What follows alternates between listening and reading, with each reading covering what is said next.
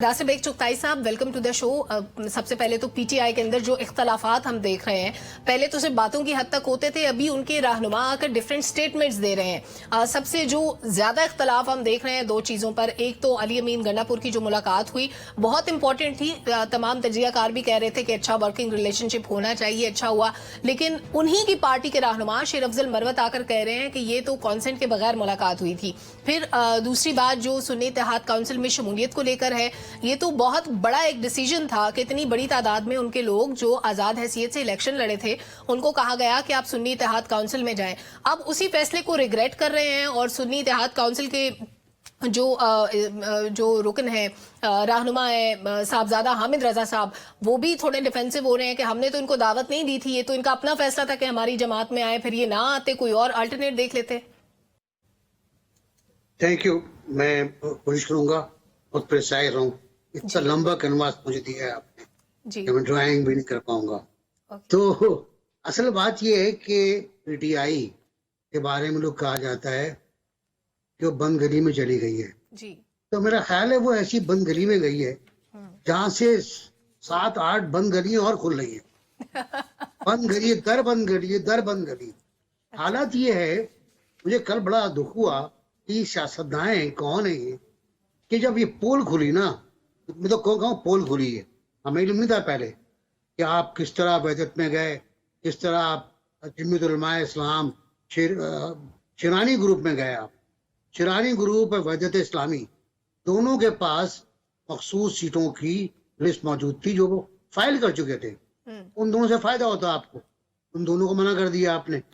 वहदत से गए आप, वहदत से बजाने के बाद आप सुन्नी तहरीक के पास चले गए, सुन्नी तहरीक के पास गए आप और वहदत से इनकार कर दिया। अब सुन्नी तहरीक के पास ना कोई उम्मीदवार, ना कोई लिस्ट जो उन्होंने प्रोवाइड की हो। ये फैसला बड़ा अजीब गरीब था। सारे फैसलों के बारे में शेर अफजल मरवत ने बहुत खुल के बात की है और उसने कहा है कि अगर ये फैसला नहीं होता सुन्नी तहरीक वाला तो हम मखसूस सीटों पर जीत सकते थे, आ सकते थे। इसकी तायीद किसने की है? अली जफर ने की। बहुत मारूफ एडवोकेट हैं और बहुत एक्टिव पार्ट प्ले करते हैं पीटीआई के मुकदमों में। एक बता दूं मैं आपको बात कि पेशावर हाई कोर्ट में जो केस चल रहा था उसमें पहले रोज कोई वकील नहीं गया पीटीआई का। अच्छा। इस्लामाबाद से लोग जाने थे, बहुत बड़े वकील हैं जो इस पार्टी में रह चुके हैं, उनको जाना था, वो नहीं गए। तो दूसरे रोज पे अली जफर गए। केस खत्म हो चुका था और बेंच कायल हो चुकी थी, इस केस में कुछ नहीं है। उसके बाद जब ये बातें सामने आती हैं अफजल मरवत की, तो नए दरीचे खोलते हैं, नई कहानियां सामने आती हैं। ये सामने आती है कि कौन किस तरह खेल रहा था। इमरान खान खेल लेते सबसे, पीटीआई के बानी सबसे खेल लेते, सबको अपनी अपनी राय दे रहे थे, जो कह रहे थे उसकी बात मान रहे थे, या उनकी बात कोई नहीं मान रहा था। ये बात तय करना बाकी। जहां तक अफजल गंडापुर का ताल्लुक है तो उन्होंने ये भी कहा है कि उन्होंने कहा बानी ने कि उनको जाना जरूरी था कि मसला सूबा खैबर पख्तूनख्वा के बहुत खतरनाक माली मसाइल हैं, उनको हंट करना था तो मिलना है। तो गंडापुर तो कह चुके कि मैं अब हुकूमत से ताल्लुकात रखूंगा, प्राइम मिनिस्टर से हो या किसी से हो, एक मसला वहां बड़ा बनने वाला है, बड़ा बनने वाला है। और जो आपने इशारा किया पेट्रियट का, वो तो बड़ा अजीब और गरीब था। बेचारा प्रोफेसर खट्टक को फारिग कर दिया आपने कि आपने ये कहा कि जी प्रोफेसर खट्टक साहब पहले इस्तीफा दें।